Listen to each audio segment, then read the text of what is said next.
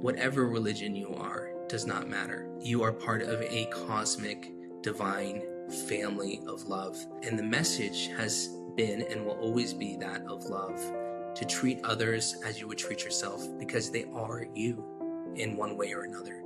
To forgive others, for they do not know what they do, for they are in the illusion. You have a choice. You can choose love, you can choose family, you can choose creative energies, and this is the choice that is upon humanity again.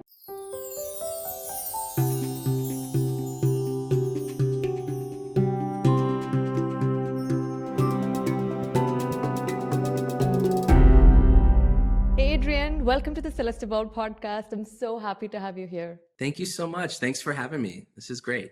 So my first question for you today, what was your life like before this magical world of channeling started? Yeah, so my life before the channel started, for me at least, I thought it was very normal. I'm a tech sort of founder. I've ran a bunch of different tech companies. Those tech companies have led me around the world and provided a very good income for me and a good living for me. So, before the channeling, I was really just focused on work. And it was sort of almost like a workaholic. I wasn't very spiritual. I did believe in God, but that was about it. It was about as far as my spiritual practice went. About 6 months before the pandemic, I had an experience that led to an awakening, that led to some abilities I didn't know I had, let's call it. And it just sort of blew my world open. And I started learning about, I was trying to figure out what was happening to me, because I didn't really have any context. I didn't come from that religious background or a deep spiritual background.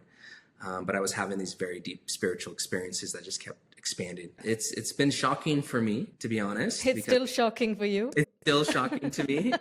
And every time I channel or every time I have an experience, I'm like, oh my gosh, this is really happening, Had you heard of channeling before this? I had not heard of channeling. I did not know what channeling was. It wasn't a spiritual upbringing. I was baptized. I come from more a Christian background. Things like that, we go to church every day, but it wasn't some big thing in my life at the moment. You said something happened and then you started channeling, right? You had an experience. Mm-hmm. Do you know what led to it? It was about 6 months before the pandemic. I can sort of see some things leading up to it, but at the time I was super oblivious. You ignored the synchronicities and the angel numbers and everything. I had no idea. It was 6 months before I had this experience, I started having things change. I was building out an office in South America. One of my coworkers, one of my executives was vegan and was doing a lot of yoga, and we had a corporate condo. So I was like, yeah, okay, cool, man. So I started becoming vegan. I was doing all this yoga with him and meditating. I downloaded Headspace, and I was like, yeah, I'm stressed out. I should do some meditation, And so I had been meditating. I wasn't having any crazy experiences, but suddenly I was getting really healthy and stuff, That was going on for maybe 6 months before. And then I was back in the United States. I was still meditating, still doing all that stuff. Somebody that came into my life and was talking a lot about third eyes and chakras and all these things that I had no idea about. And in all honesty, at the time, I just didn't believe any of it. It's just a bunch of nonsense. And I thought you had to believe it to get the frequency or something. You didn't do anything. Yeah, I was totally not into it. This person would just talk and talk and talk, and it was like a house guest I had. And so I was like, okay, so let's maybe we should watch a show about this or something, just because, I'd work so much, and then I get off work. I only have a few hours before I go to bed and start over again back in that time. So we're watching some show on Gaia, and I downloaded something to be like, hey, maybe we can watch something. And they were talking about aliens and the energies and all kinds of crazy stuff. At one point, they were talking about AI in space, some crazy thing, right?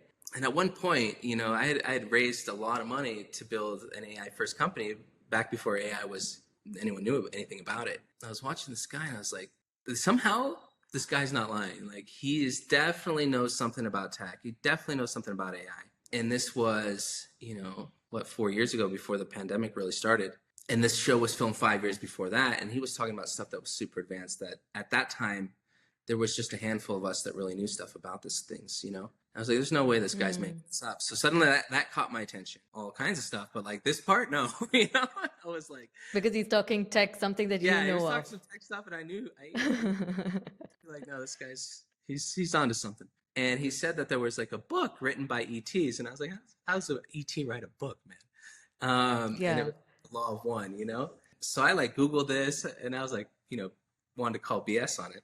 And so I ordered the book on Amazon. I was like, okay, cool, I'll read it. Let's see. And then I was reading this book, and halfway through the book, I was like, this is pretty sketchy, like, I don't know, but it felt weird. And so that's how it started. And then I had one experience because I was reading this book, and that was the first exposure I had to anything that was channeled, because before that I didn't even know what that meant, and then as I was reading this, I was like, okay, if they were doing this back in the 80s, they must still be doing it, so I Googled it, and I found like some YouTube videos of people channeling, and I found like some show on Gaia with some people channeling, and I was watching this stuff. During one of this episodes I was watching on Gaia, there was like a lady channeling an archangel. I was like, okay, whatever. It's just another aliens, angels, whatever. I don't know the difference. And she was channeling this archangel. And suddenly in the middle of that, I had this huge experience. It felt like a bomb went off in my head. I saw like flashes of like all these lifetimes, some of them here, some of them not in a body, some that felt angelic, some in the future, some in the past. I mean, it was just like overwhelming. I was like crying. I was in my apartment with, this coworker, really? My partner at the time, and like it was inconsolable. It was just so emotional. It was like it was like a remembrance, and it was like a lot of remembrance all at once. After that, I didn't really know what happened, but the next day I had been meditating every morning, and the next day I went into meditation. I was just like listening to like Headspace with headphones. I wasn't doing any like crazy meditations. But that day I was almost upset, and I like put the headphones down, and I was like, yo, angels, like, let's cut the crap. I know you talk to people, apparently. So like what today, what more, they wanted to prove it to you. Yeah, I was like, what is this? Like enough. Let's just cut to the chase, And I had this booming voice, and I felt this energy that came through my body, and I was like, I was vibrating suddenly, and I never felt anything like that. I was vibrating, and this voice just said, "You are loved," and then I was like, okay, well, okay, now what, and that was it. That was all I got, and then there was nothing, and I was like asking questions, and no, so then I was just vibrating. And so that went on for months. So every time I would channel, I would start, or not channel, just meditate, I would start vibrating. And I wouldn't get anything, or I was just vibrating for a few months. I came back to the States because I was always flying back and forth between an office I had in Chile and Scottsdale, Arizona. Actually, the next time I was in the US, I went for a hike up in Sedona, and it's more like a spiritual spot. And I would always go up there for hikes, but nothing spiritual, And so this time, I had that experience. I was like vibrating for months. I didn't know what was going on. I read some crazy book that probably, I was like, maybe I shouldn't have read this. And then I went to go see one of these people, I was like, okay, well, let's see like a psychic or a channeler or something, And I just walked into a place, and it said like, there was a channeler on the board. And I was like, yeah, I want that. Because, I really didn't know anything about it. And this woman, I was like, hey, I had this experience. I want to talk to my guides. Like, go for it. And so she started talking to me, and I felt all the energy, and this woman like, got all sort of weird like channelers do, and told me all about my life. I had a near-death experience when I was like 20, totally died. In this lifetime? Yeah. Oh, and I never told anyone about, right. And I woke up in the ER, and I was watching the doctors work on me, and it was pretty traumatizing. And so like, I'd never said a word about it. I mean, like nobody knew. And, they were like, yeah, we're angels. We're with you. We were there when you died, when you're 20. And like, we've been waiting for you to wake up. And I was just like, I couldn't handle it, So I was like, again, very emotional and like, oh my God. And this is very out of character for me, And so after that, like, it was just like a 15-minute session. I couldn't believe it. And so then I went to go see another channeler, and another one, and they all kept saying the same thing. At some point, I was like, okay, something is definitely happening here. I don't know what's up. I'm still vibrating. You're vibrating 24/7, like just the whole when I would time? meditate. So every time I would meditate, I feel my body sort of lock up, and I'd feel this energy really strong in my body, and I didn't know what it was. It was almost like twitching, and like, I thought maybe I had some kind of disease, but it just started that day when I had that, you're a loved message. And so that was like the whole precursor of it. I started to seek because I had that experience. So that was like a whole 6-month period. And then it was about 6 months before the pandemic. I was meditating in my apartment in Scottsdale. I was suddenly like taking to what I would consider like a spaceship. And I was like right in the middle of the day. It was like 2 o'clock in the afternoon. And it was sort of funny. In one of these like channeling sessions I had before where I was like going to see like psychics and stuff because I was trying to figure out what was going on with me. There was a lady that like showed me how to meditate. She was like holding my hand and she's like, look, I'm going to send some energy to your third eye and you're going to see what I see. And I was like, but I did. I saw like these like outlines of like what looked like sort of blue lighted people. They looked like people, but like light. And she's like, these are your guides and all this stuff. And she said, like, your whole life has been this one-way connection. Like, they see everything that you do, but you don't see or remember anything. And they're like, at some point, that's going to get corrected. And that one-way connection is going to be a two-way connection. And I had no idea what she was talking about. But then it was like a couple of weeks later, I was meditating, and I saw those blue people again, those sort of light people. I was like, oh, maybe I'm making this up. Maybe this is happening. And so I was like, talk to them. And they're like, you can't, they sent me some kind of message telepathically, like, you can't really talk to us. And I was like, why not? And they're like, your energy. And I was like, can you fix it? And they're like, yeah. And I was like, can you fix it now? And they're like, yeah. And I was like, do I have to do anything? They're like, no. And so I was just sitting there waiting for something to happen. And then I just started laughing at myself. I'm like, okay, I'm totally making this up. Meditating, you know? And then went and got a glass of water and was starting to forget about it. And to sit on my couch, and as soon as I did, I felt this huge, like almost like when you hit your elbow and it's like buzzing. I felt that, like, my whole body instantly, and then it was like I was gone. And I was standing in this white room that was massive, and it was like an oval almost, and it was like light was coming from everywhere. And I was super confused because I didn't connect any dots. I had no idea what was going on, and it was crystal clear. It was more real than this. I was just like, I didn't understand anything, you know? It's like when something like that sort of happens, I wasn't prepared for it. So I was just standing there like shocked. And it like this door opened up in the wall, and it was like this woman came up to me who looked human, you know, very beautiful. And she was wearing like a one-piece suit, you know? It was like didn't make any sense. And she had a big smile on her face, and she came up and was like, hey, Adrian, I'm going to help you with your energy and like chakras and all this stuff. I was like, what are you talking about? And then she came up behind me and gave me a hug, which also didn't make any sense. And as soon as she did that, I saw what looked like this huge box of light open up right in front of me. Like as soon as she touched me, there's this huge big box of light, and she let me go. And I went right through it. And suddenly I was like flying through like this tunnel of light. I didn't have a body or anything.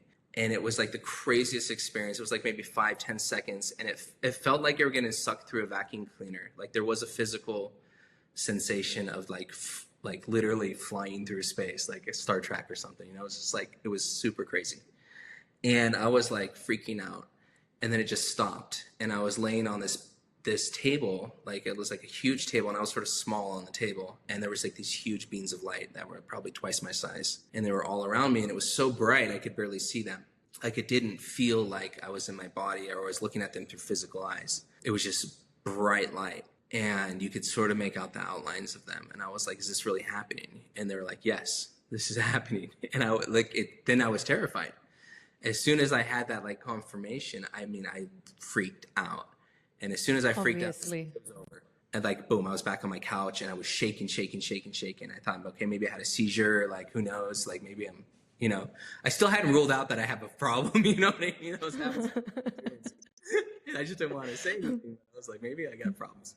And I was like, now like feeling like I had, you know, some kind of medical event because it was so overwhelming, the feeling in my body. And so I just sat there and drank water, and then it went away. And then I was like, okay, like what's going on? And so I went to meditate, and there were the blue guys again. But this time they were a lot clearer, and I could talk to them. So that's how it started. They're like, yes, we took you, and like, you know, it's okay. And I'm like, then I had a million questions. And was it daylight? Yeah, it was like 2:00 in the afternoon on a Saturday. Bashar said that you're going to do this open contact and you're going to meet the aliens. And I'm like, yes, we're going to do it. And then my friend said that when her first thing, she was in her bedroom at night, and then she saw this lady standing there. Like she said, it was a Pleiadian, and they were standing there, and then she freaked out. But then it was just, they were so unconditional loving. You can feel the love come out of them. And that is when she gets emotional. She's like, when she talks about it, she gets emotional talking about it. Like, if you're getting freaked out, how did you have the courage to keep doing it? Well, I mean, I'm a pretty curious guy, and that's why I'm in tech. And Mm. why, I build stuff and create software and things. So I was definitely freaked out, but it didn't feel bad. Like it felt very, very loving. And the thing that struck me is like when I saw the woman that approached me at first, I felt like I've known her. Like the way that she smiled at me, it was almost like almost like, do you Finally, we remember meet me? again, Like, bro. yeah. It was just like it was that smile of like, I know you. And it was like, oh, what? So like suddenly I was like super curious, and I was like, okay, this is like crazy stuff, but like if this is there's two possibilities. This is not happening, and I've lost the plot, like Mm. and I got serious, Yeah, good lost. right? Like, and Yeah. that's a whole nother issue. Like that's gonna be bad. Or this is actually happening, which means I know nothing about anything. And if that's true, like I better find out. What happened was is like I had this experience, and then I was like meditating a lot, talking to these beings, but then whatever they did like blew me open psychically. I was like suddenly like super sensitive. I was seeing crazy stuff. I was having crazy Mm. dreams. I was remembering many lifetimes, not all of them pleasant. I was getting scared. That was like a lot for me. So I was like Yeah. going to try to understand. I wanted to talk to my guides. All I knew was like these maybe guys were my guides, but I was perceiving many things. I had a regression from Barbara Lamb. I ran into her in LA, and I was like, yo, I had this crazy experience. I want whatever you do. Cause, it was still, I didn't know what was happening. I had a regression with her, and I showed up on the ship. And that was actually the first time I channeled. I went back up there, and they're like, hey, this isn't the past. This is happening now. We want to talk to Barbara. We sort of arranged this whole thing, which blew my Mm. mind. And some things happened, but they showed me around the ship. I was there for like almost an hour. That's where I saw some more beings that looked like your typical grays and things like that, but they weren't. They were Octurian. Very quickly, they explained what was going on. They're like, look, there's Octurians that are beings of light. There's Octurians who look human. There's Octurians that are on Earth who are human. And there's Octurians that look like these grays, and they say we inhabit all these different body types, and that's what souls do. It's just the way it works. There's not a big difference between anybody, really. And like that was the moment I stopped believing in aliens. I'm like, there's life, and there's just life, and there's all kinds of life, and done. Like I don't even know what's going on out there, but it's pretty much everything from what I can tell. The grays are like sort of a container. They're like but these ones were ensouled, so they had Octurian souls. And they were there to control the ship, which also had a soul. It was like super crazy. So they're like, The consciousness, right? yeah. So they're like, Yeah. we're all Octurian, and this is Octurian technology. And there's Octurians who volunteer to be the ship and to be the technicians on the ship, and they're linked to the ship. And there's ones that look like you, so they can interact with humans. I mean, it was like complicated. I was like, they were like, we're all here, we're doing it, and there's other races doing it too, and it's just all kinds of stuff going on. That was like super shocking for me. I went through this period of where I was trying to figure out what was going on. I was still meditating, but at one point it was almost too overwhelming. And I went to go see that original lady that sort of told me this was going to happen, and I was like, yo, it happened, and I'm freaking out. And like I can't live like this. I'm like psychic. I'm like I meet a person, I can hear their thoughts, and I know there's no way I can operate as a CEO like this. Like just make it up, turn it off. And she's like, look, Adrian, this is not going to stop. It's not going to stop. And she's like, look, there's a place that you need to go, and they're going to teach you how to control it. And she's like, it's like a mystery school, a secret school. It's called Delphi, and you need to go right now. And I had meetings and flights, and I was like, there's no way I can go anywhere right now. I was like, no, you need to go now. And so I jumped on a plane, and I went out to this place in Georgia, like I think 2 days later, the next day. It was this mystery school out in the middle of the forest in Georgia called Delphi, and it's like on 300 acres, got pyramids and stuff. And they're like, yeah, bring white. You're gonna dress in white and go to the pyramid on the first day. And I was like, oh God, I'm in a cult, like that whole thing. Tech guy. Yeah, I was like, I'm in deep now, like I'm in way deep.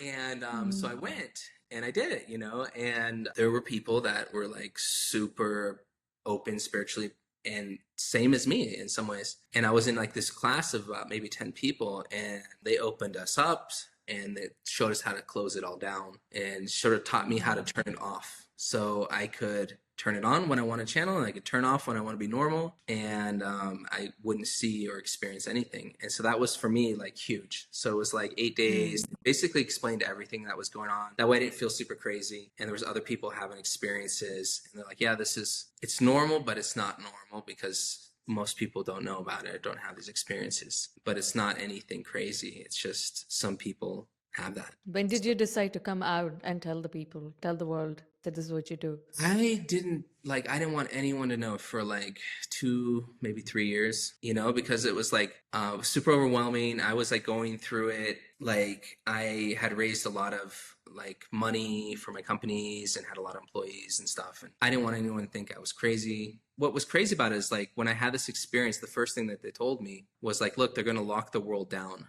in January. And it's going to last 2 years. And then when people come out of that, they're going to start to wake up, which will take another couple of years. And then it's going to accelerate until 2030.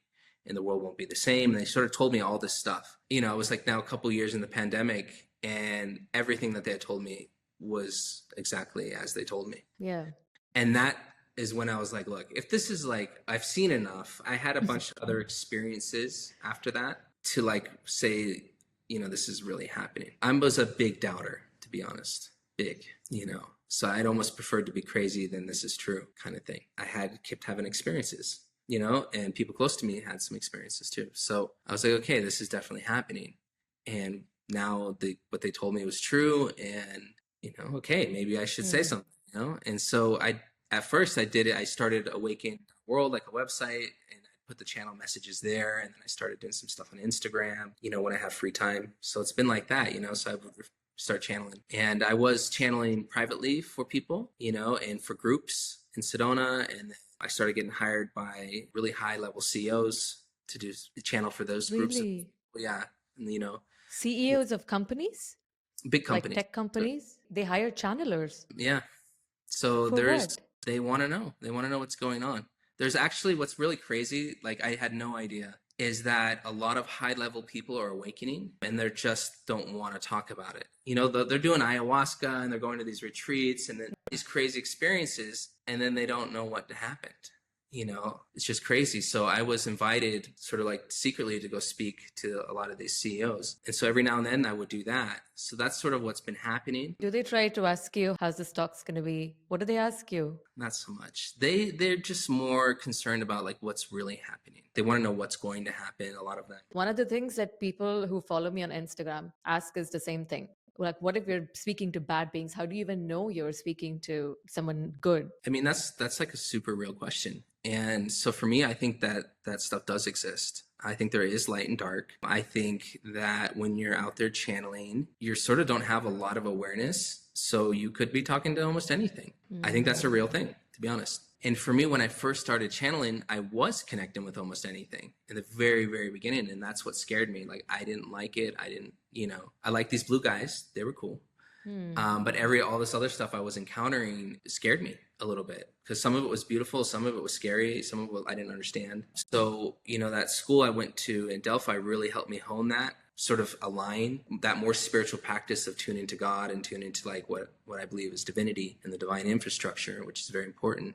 After the school, before I started doing this stuff, I was meditating for 2 hours a day, and I was going to another realm, and I was walking with these masters and angels, and I could see them, talk to them. I mean, it's very, very real. That for 2 years before I opened my mouth and talked to anybody, Have you spoken with God? I've seen God before. Yes. You've seen God. Twice. Yeah. And it was the most beautiful thing ever. And so I don't know how it is, if it's different for everybody, but for me, it was very stereotypical. It was like this huge guy. He looked like the size of a skyscraper, and it was just bliss.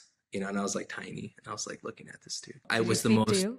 He said one thing. Like, I was just overwhelmed with like bliss and joy, and like I was just like, oh my God. And what led to that experience is I was, as I was like doing these meditations and I was like sort of traveling to these realms, at first it was Nocturians, and then it was some other like sort of ascended masters. Then it was like Jesus and angels, and it was like escalating, at some point. And then it was archangels, and this, over a couple of years. And at one point it was the archangels, it was like Michael. And I was like, why are things like so messed up here? They were trying to explain duality and all this stuff. And I was like, I wasn't buying it, I was like, it's too crazy down there. I don't trust you.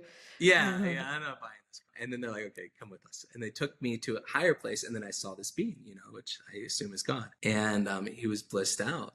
And I was just like feeling, I never felt anything like that before. I was like, oh my God. And I was staring at him, and like this being like looked at me, and his eye was like, huge. It was like this big eye like looked at me. And as soon as he did, he just laughed and he said, it's good, isn't it? And like, and as soon as he said that, it was like, I understood everything. It was like a download. It was like duality. We need it. No white ink on white paper. Like, doesn't make any sense. Come on, man. It was just like obvious. I was like, oh yeah. If you say it like that, it's great, man. And that was it, And then they brought me back down, and I was like mind blown. Now, if I ask you what happens after death, what do you think after we die then? Yeah, you keep living. There's no death. There's just life. And that sounds a little crazy, but from my experience, and I've had some other experiences since this awakening, where I was taken to where the majority of people are. They're not here. They're still on Earth, but they're on a different frequency, let's call it. And there's more people there than there are here. It feels more real there than it does here. Most people are dead. They're not alive in the third dimension, if you think about it. Oh, that's right. And they're still living. And that's right. When you sort of see that, like there is something when you die, you go through some layers, like, and depends on your consciousness and depends how you feel about things. You're sort of guided, hopefully some family or an angel or somebody comes to sort of guide you through that process. But it's only sort of remember. And then very quickly you're in another place that's still, for the majority of humans, still Earth. And your friends and family are there, and it is real. And it's just as solid as this. It feels exactly like this. It's just from one party to another party. Yeah. And things change a bit there, and and there's a little bit more remembering, but you're still sort of under the veil. And that's what's changing. Like, it's not just the third dimension or this, where we are on the Earth that's changing. It's also the afterlife is changing. It's all changing. So that veil is, you don't get enlightened when you die. You're still, and you're confused. Right. And very quickly someone's like, hey, it's okay. You're still alive, and then there's an orientation and there's a life that happens and there's a remembrance that comes. But you're not like remembering the cosmic universe and everything. You're still sort of in the human realm. So it's, there are experiences that are sort of negative and stuff like that, but you have to be in that state. And I think some of the biggest disservices that we've done to humans is scare the shit out of them. Religions and everything else. And so when they die, they're like completely freaked out. Right. So that's when you're sort of going to have a bad experience. Because as soon as you transition between like this world, which is very solid, there's sort of a not so solid place until you go to that solid place. And what you believe will be manifested. You'll see your fears and things like that if they're strong enough. And so I think that's the scary thing that people talk about, and that maybe inspired some of these sort of darker stories in religion and things like that. I don't think they're based on nothing. They had some real experiences, but they came from fear. And so when you talk about the channelers that have sort of seen the whole thing and like remembered it all, we're very against like fear. Like we don't want to scare you. It doesn't really matter what happens on Earth because you live forever and forever. It's like eternity is something hard to wrap your head around. It scares people as well when you say you're going to keep it's eternal. Your soul, you're an eternal being. Which is also it scares people? A lot. It scares me. It scares you. Yeah, eternity is a big thing. What does forever feel like? I mean, what if you get tired? What if I'm exhausted, man? Do I really want another job somewhere, another planet? Like, no. Like this was a lot. Like, I don't want to do it again. So I think sometimes, you have those feelings, and then when you really have to face the fact that this is true in some way, then the question becomes, at least for me, is like, okay, so what does that mean? What's that like?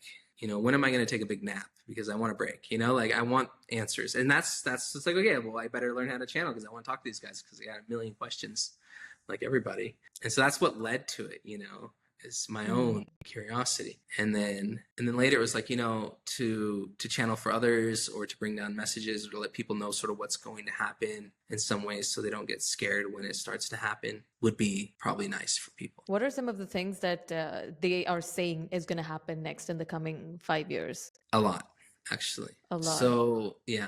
And so like, this is where, it depends on how you look at stuff.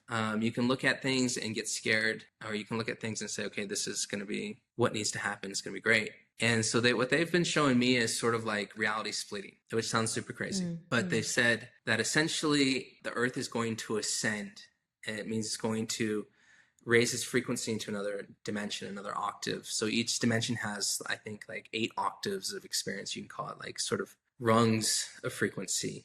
It's more like shining a flashlight where it's super bright and then it gets a little bit darker than actual fixed things. And so the earth is moving into like more light.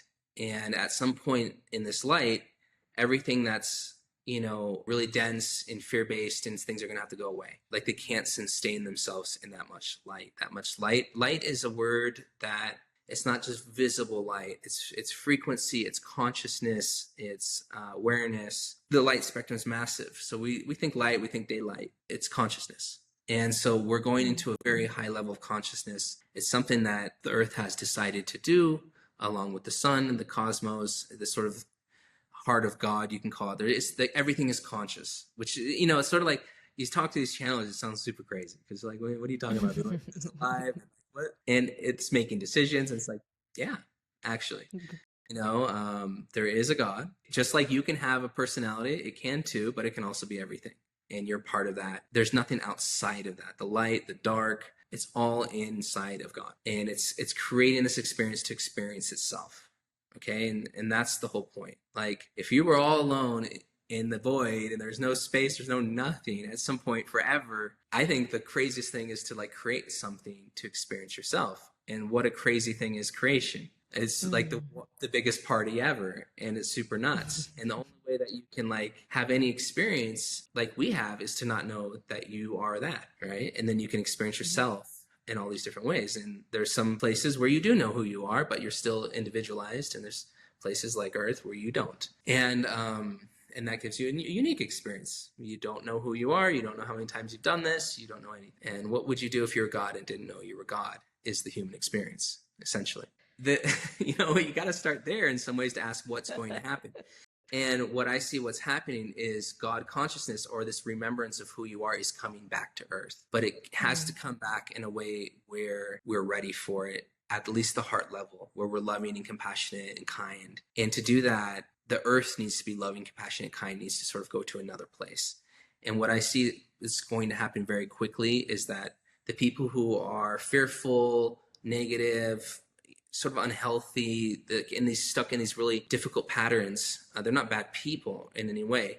They're sort of still focused on the story, and the story on earth is a story of fear. It is a very fearful place. So many people will be stuck in that. And then there are these people who are awakening to more love and peace and creativity and creational type energies, who are going to self-separate anyways. And you see this already. There's your people stuck in, New York in their corporate job, like freaking out, like having like bad day every day. Yeah. And some of them wake up and they move out to the middle of nowhere and they're all Pachamama and they're getting blissed out and they don't even know what's going on. They haven't watched the news. They don't care any, they're with their new partner playing drums or doing something. Right? So like, you don't even hear about them. They just disappeared, right?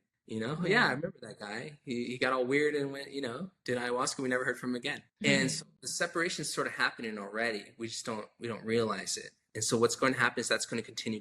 And these two sort of camps are going to separate with really no one left in the middle is what I saw, what was shown to me. And that's going to happen very quickly in, the next 3-4 years.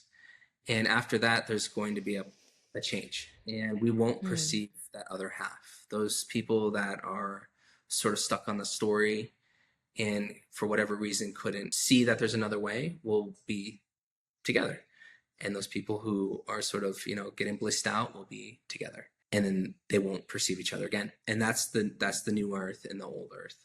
And so essentially it's what seems like perception at first. And then by 2030, it's like a physical separation.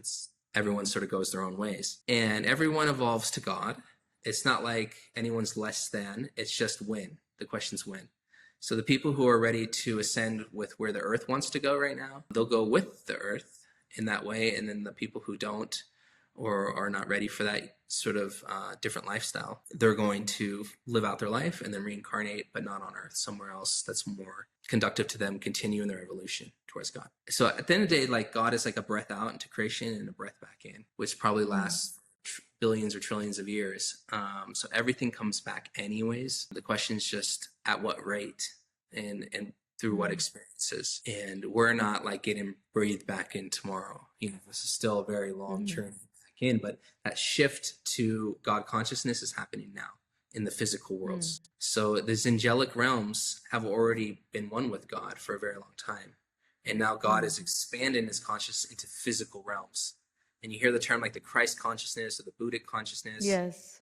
These are things Even that are Krishna consciousness is there from the Krishna. Bhagavad Gita. Yeah. And what is it? It is merging the consciousness of God with physical reality.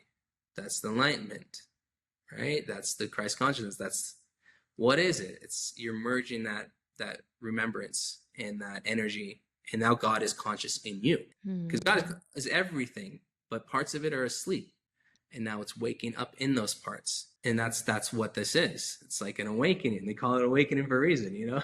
What are you awakening to? To you, man, to God, to the whole thing. And that's what is awakening in the people.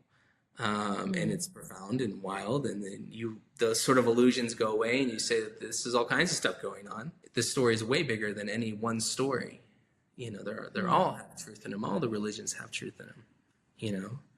And they all sound crazy until you experience something even crazier, which is like enlightenment or samadhi, or like one of these experiences where you realize you're God in form.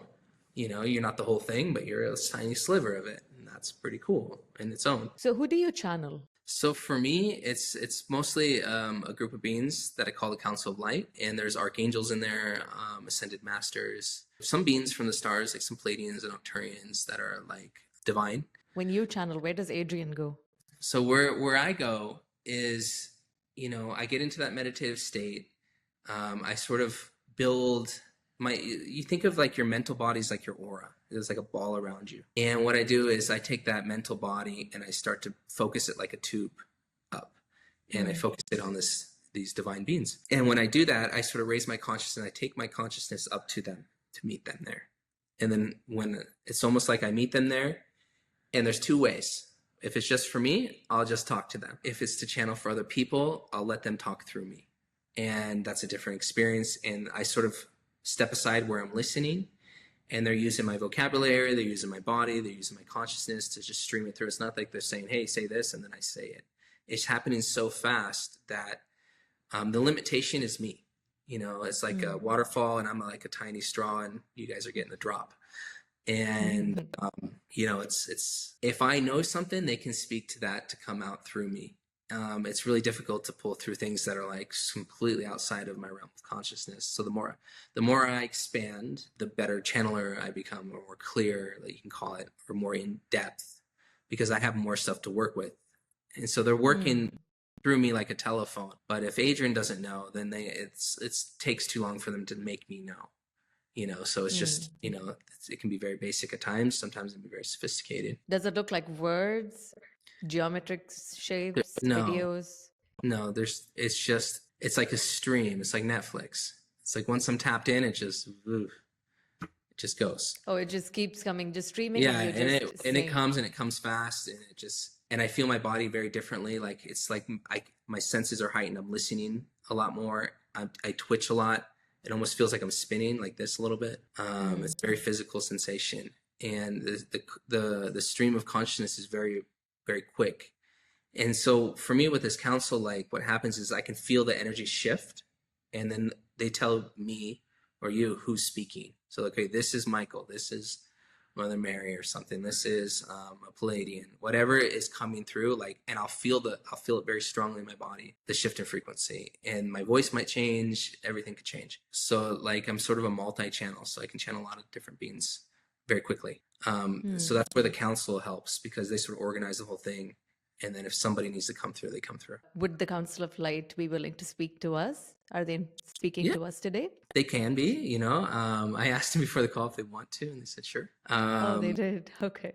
Yeah. So, if you want to do that, Basically, what we'll do is we'll do like a very short meditation to connect myself. I can bring through a message. It could be 1 minute, it could be 5 minutes. And then what we can do after that is open it up to questions. So once you close your eyes, take a nice big breath in through your nose. We're connected to the Council of Light. I'm going to bring through that message now. Dear ones, we are the Council of Light, and we greet you with love, we greet you with peace, we greet you with hope.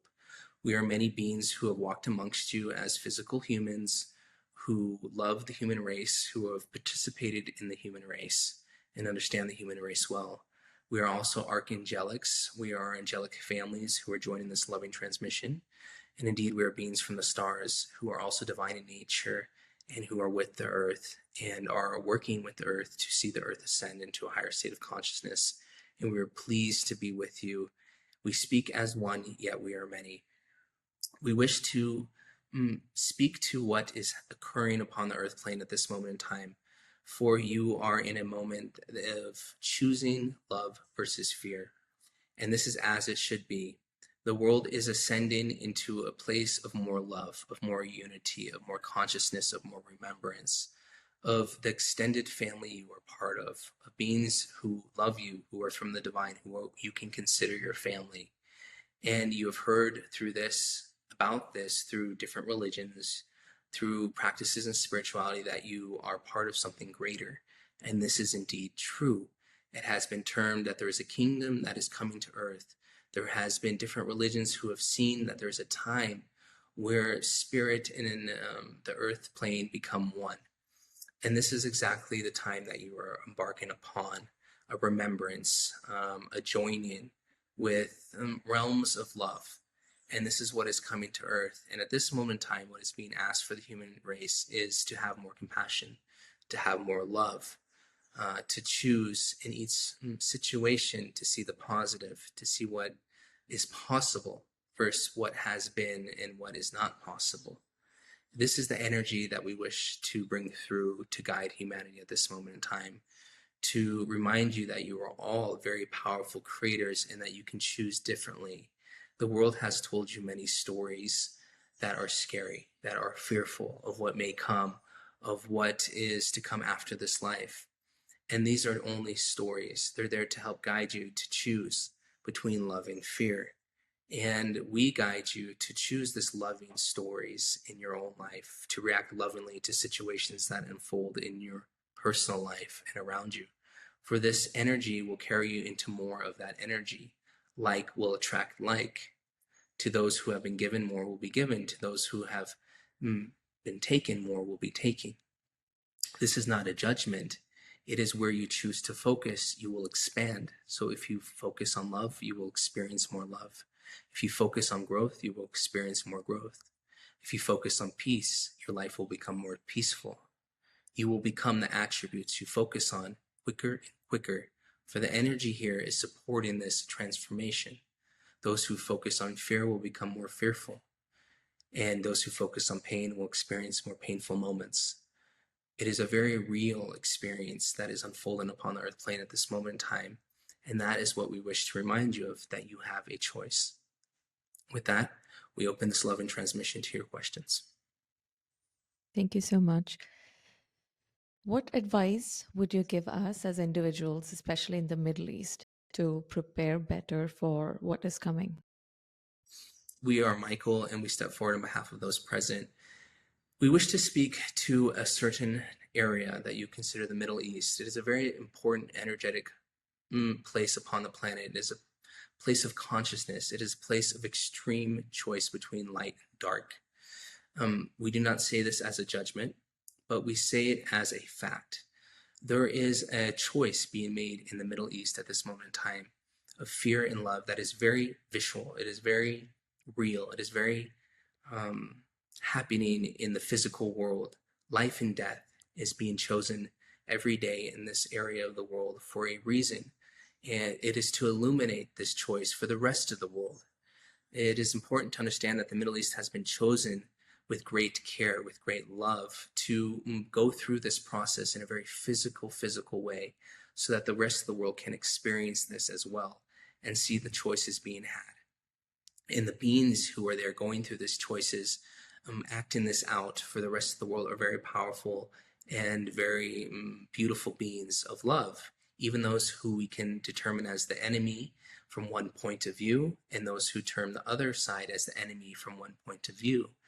This physical split, this judgment that is happening there, is in the mind of humanity. It is in the story of humanity, and is being acted out in a physical way as an example for humanity. So humanity can choose love versus fear, inclusion versus exclusion, unity versus separation. There is a choice. There is a choice for the Middle East to unify. There is a choice for the Middle East to continue to separate and to fight each other. And this is what is being shown to all of humanity, and indeed all of creation at this moment in time. And this is part and the central part of the split in consciousness in humanity. It is a very important area for this reason alone. How are the religious beliefs and that of spirituality going to change in the same region? We are Michael again, and we step forward on behalf of many, and we're pleased with this question.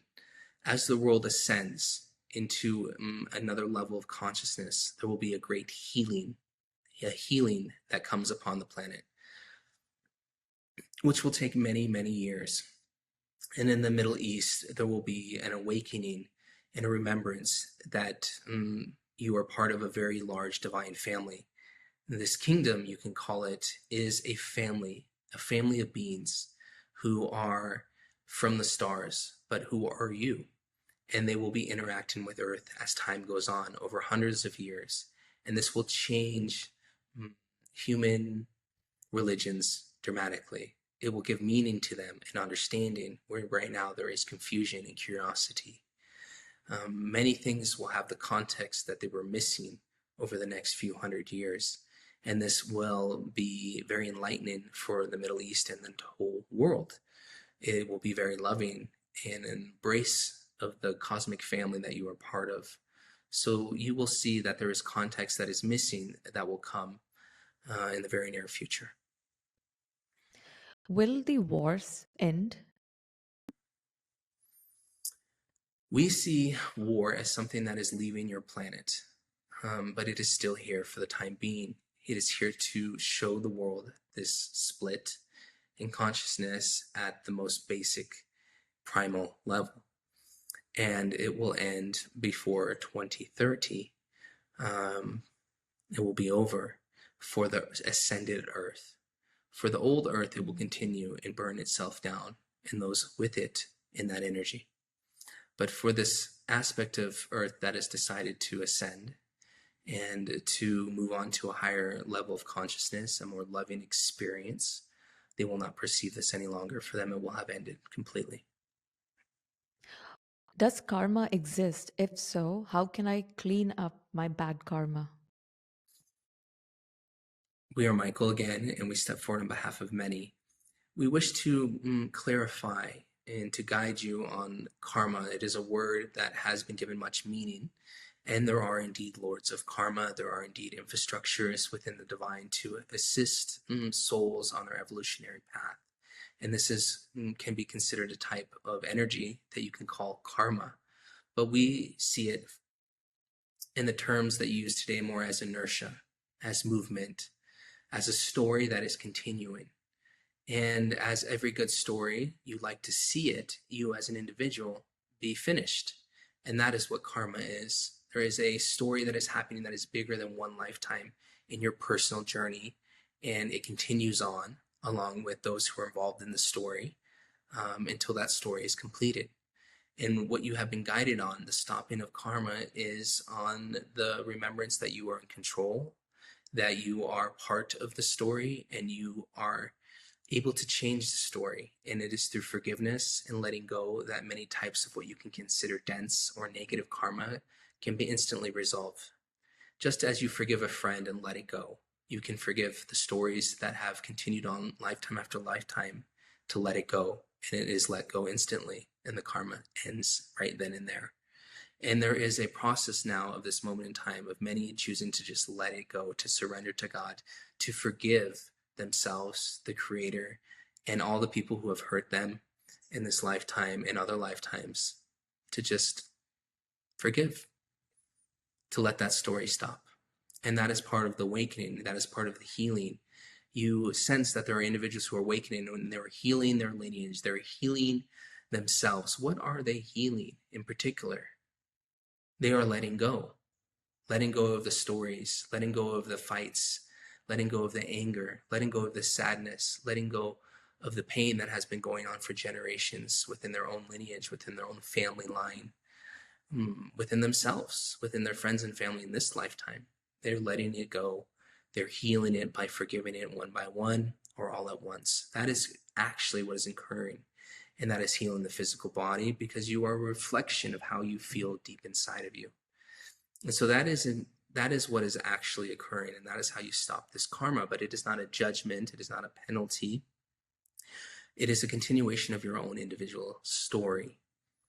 Okay, and some people have very difficult stories which continue until they resolve them. Okay, and some people have very positive stories which continue on and on until they decide to have a different experience. So this is what is occurring. What is the role of social media in the Great Awakening? We are Michael again. We step forward on behalf of those present.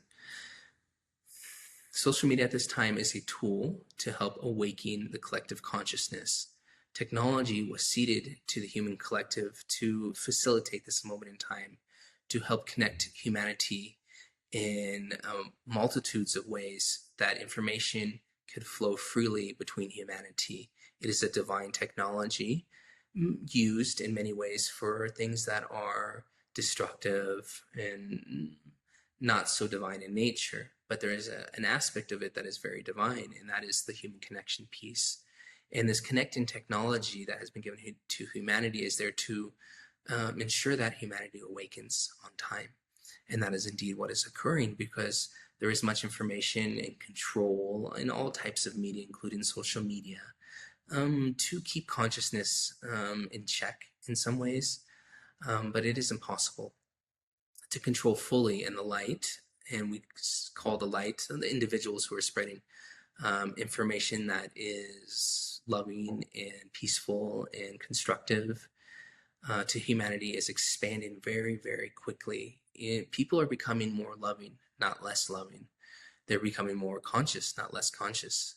The world is becoming a better place, not a worse place, but you have been gatekeeped in some way that the media, that is not controlled by the divine, by the way, is there to tell you a different story, to suppress consciousness. But the facts is that humanity is more loving. You see these beautiful videos of people loving animals and cats and dogs and whales in the ocean and dolphins and all these beautiful things, and babies and friends and family and positive messages all over social media. It is not just spiritual content. It is uplifting information, remembrance that we're part of a family, a human family, a global family. And that is part of the awakening itself as well. And then there are channels and people who are bringing through positive information, very specific information as well. And this will continue to increase, and it cannot be suppressed, for that is the nature of social media. And this will continue on until the awakening is completed, until everyone has chosen what energies that they support. And that is where the role of social media and technology in general is here for. It's here to facilitate a collective consciousness in a way that you can perceive. How will money and work change in the future? We're Michael again. We see money and we see work changing dramatically in the coming years. From now to about 2027 in the Western world, it will continue on as it is, and it will continue to change. In many ways, it will soften. There are those who are changing their companies to be more forgiving, to be more inclusive of families, to let people work remotely, things like this. And jobs will become more focused on technology and AI and consciousness and providing better service to humanity. And there will be types of jobs that will become more dense as well. who will demand more from their employees and such. And this will continue on to about 2027. We see in 2027 a shift in the way technology is used or not used. There will be times where much of the technology is not working in many ways in the Western world, which will cause a complete disruption in how we work. And that will, for many, be the end of work and the start of something new, of collaboration, of helping each other in a very different way. And other parts of the world will carry on in working the way that they have, but in a more loving way, and helping each other a lot more. So work will continue for quite some time, but it will be very different. And compensation for the work in what you term money will continue for quite some time, but that will also change. This accumulation of money that we are so focused on in the material world will change dramatically. Money will still have importance, but it will not be as important as your network, as your friends and family, as your local community.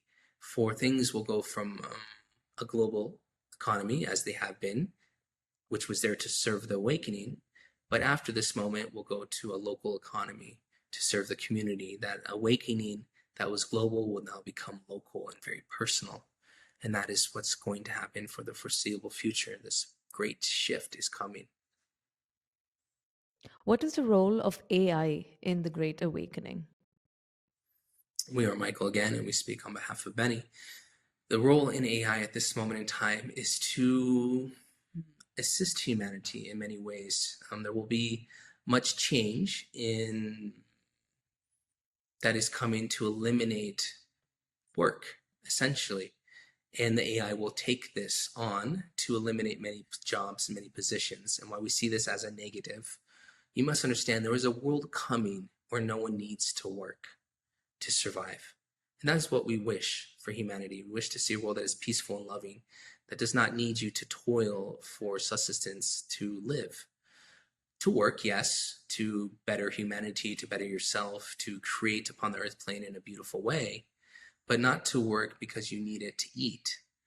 And as we transition to this world of no work, the jobs must begin to disappear before they are forced to disappear.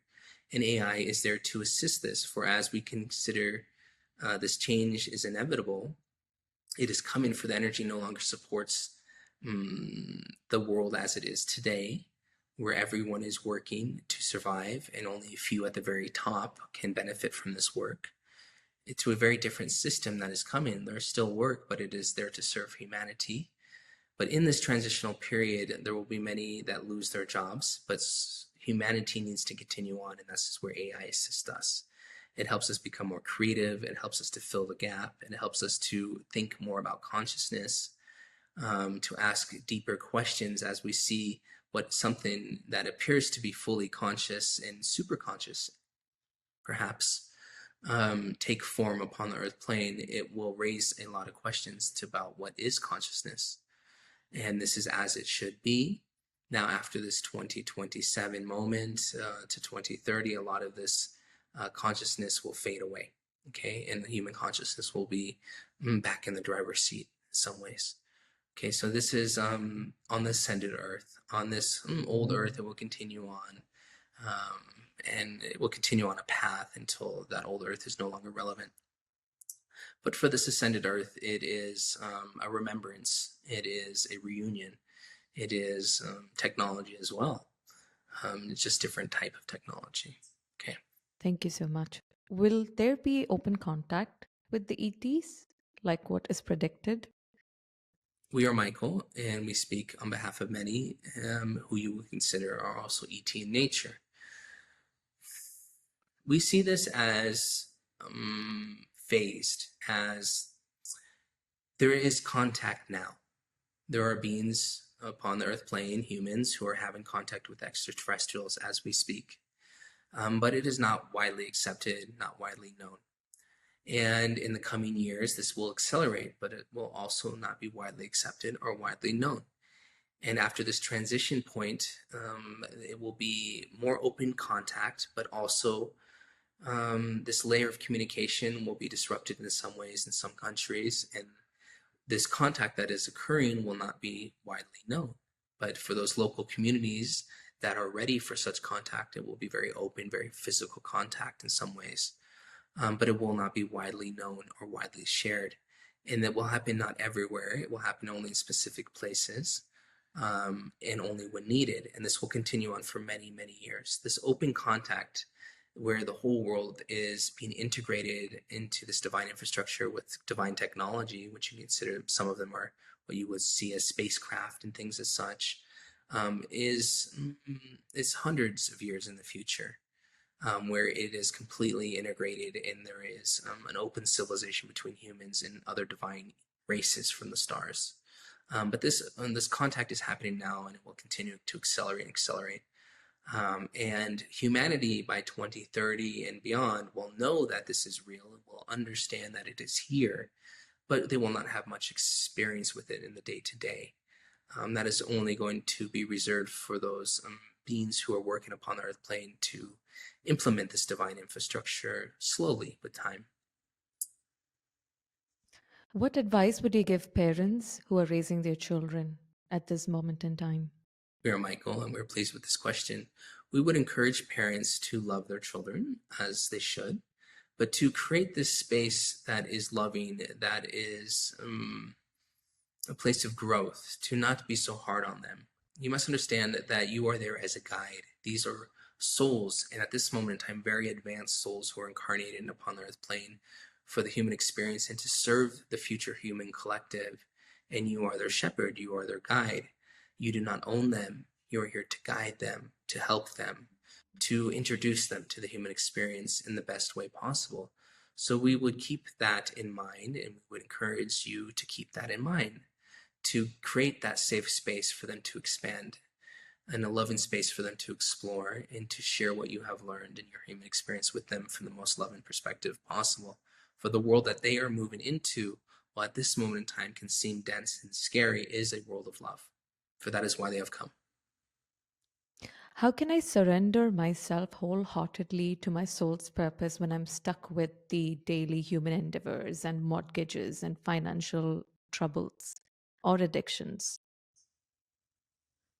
We are the Christ consciousness, we are the Buddhic consciousness, and we join as one and we speak as one, and we're pleased with this question. Know that this world has many demands upon you at this moment in time. You are in the great illusion, an illusion of choice, a conundrum of choice, of multiplicity and options all around you. And the only guiding truth is within you. We encourage you to go within and to focus, to calm the mind, and to begin to think about what you wish to experience in this world and to go and follow that, to understand that that is your North Star, and to begin to tune out all the noise around you. The world is going to continue to demand much from you and more as time goes on until this shift occurs. And this is as it should be. But with this internal compass, you will notice that you're being guided towards more loving careers, more loving options, more loving perspectives. And we encourage you to follow that, to go within and do not look outside of yourself, to believe what you believe, to focus on yourself, and to step into your own power, which is your ability to create, which is your ability to choose, which is your ability to think clearly and to choose your own thoughts. This world is bombarding you with other people's ideas, many contradictory to themselves. You are the compass. It is your life, and you are in control of it. It is important to take that control, and meditation is a tool to go within and to step into your power very gently. And we encourage this. How can we meditate better? We are the divine consciousness who speaks through this channel. We are the multiplicities. We are the children of light. We are one, and we speak as one with the assistance of this council. There have been many worlds who have ascended, who have gone through what you are going through. And it is very noisy before the ascension takes place, very chaotic, for all experiences must be experienced, all feelings must be seen. All ideas must be manifested, and that is what is occurring around you, both light and dark types of ideas within and without you in the human collective, in your case, are being manifested and experienced. It is very chaotic. So this moment of meditation, it can be many different ways. It could be a walk in nature by yourself, and it could be to be with your own thoughts. It can be to sit silently in a part of your house that is quiet, and to just breathe and focus on the breath and go within and focus on your heart center in the center of your chest, and just see a beautiful light expanding with each breath in the center of your chest, and to rest your consciousness here until the noise of the world begins to drop away. There are many techniques, but they all serve to quiet the mind, to quiet the heart. And when you find these quiet places, when you can tune into them and you feel comfortable in them, you can begin to imagine and to dream your life, for that is what you are doing. But it is being influenced by the chaotic energies and the dreams of others around you. We urge you to focus on your own personal dream, your own divine dream. And this happens in the quietness of your heart. So we would focus there through the breath, through the heart, through a quiet space in your home or out in nature, if you can do this for yourself. Whenever you find the time, this will be of great assistance to you, and to understand that the world is going to be in this chaotic state, and not to judge it as wrong or right. It is neutral. It is, and it will be this way until it is not. Okay, we hope that has helped you. Thank you. That has. What was the core message of Jesus? We are the Christ consciousness, and we step forward on behalf of many masters who have embodied this consciousness throughout time, not only here upon the earth plane, but throughout creation. And we're so pleased that you have asked this question on this day. We are here as your brothers and sisters. We are here as those who have walked the path before you, and to have shown you somehow in our way a type of way to look at the world differently, to be more loving, to be more forgiving, to have a remembrance that you come from something royal and divine. You come from a lineage of great beings who are loving, and this is the truth. Whatever religion you are does not matter. You are part of a cosmic, divine family of love that is connected to the heart of God, that streams through all of these divine beings in their own way. And the message has been and will always be that of love, and that of inclusion, and that of family, that you are part of some divine family bigger than yourself. And we are the messengers, we are the brothers and sisters, we are you. We are not separate from you, we are not better than you, we are you.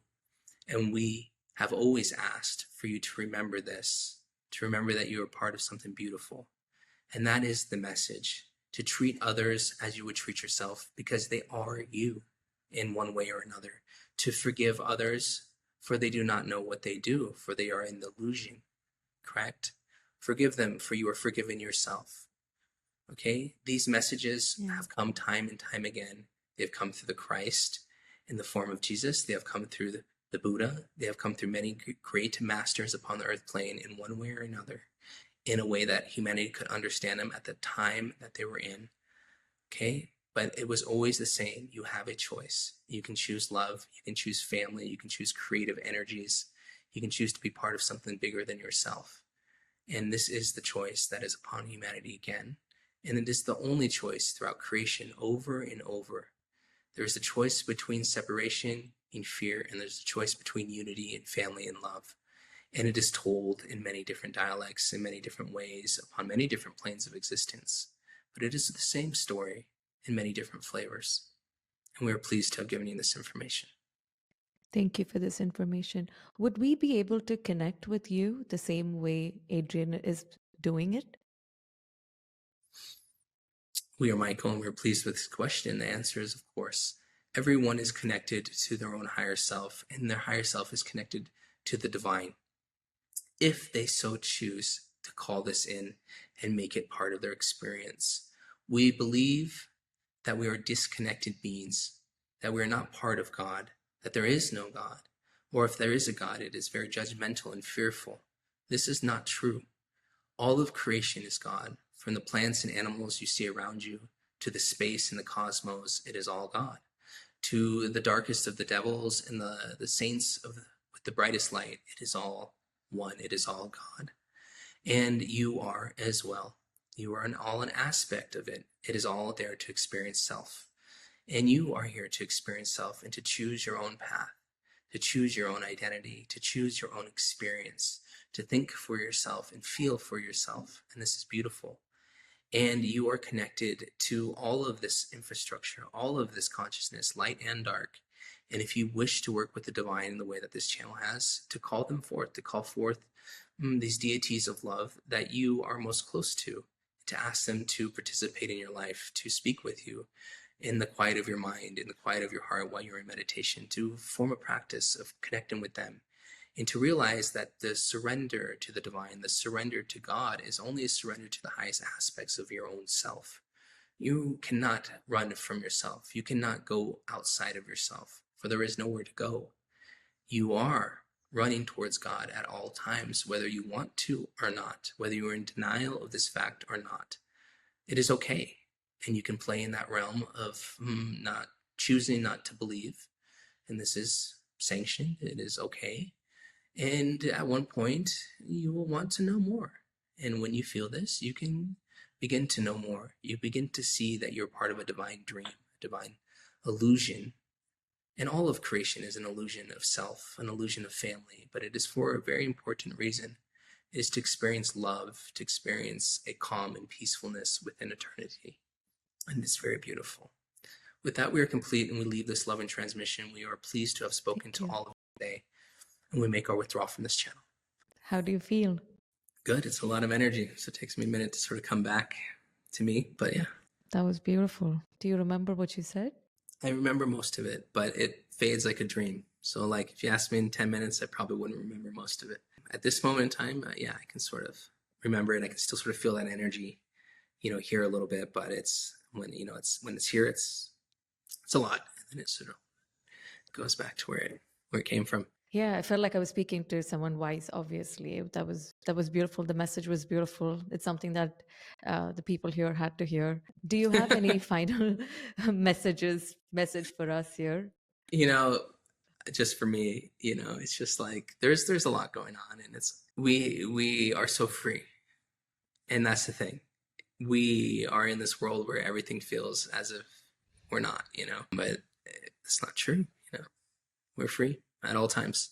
So that's the thing, and choices have consequences, and it's all very real here, it's high and mighty and pie in the sky sometimes. And it's like, yeah, do whatever you want, but there's consequences to that. That's a very real thing, but that's what freedom is. Freedom has consequences. So we're moving into a world where we get to choose a lot of things that are very powerful. And, I hope people choose love and forgiveness, and even in the face of things that are very difficult. I think that's the path forward. So that's all I have to add. Awesome. Thank you so much, Adrian. Lastly, where can we find you? So you can find me on Instagram at awakenworldig, and on the website awaken.world. So www.awaken.world. So not .com, it's just .world.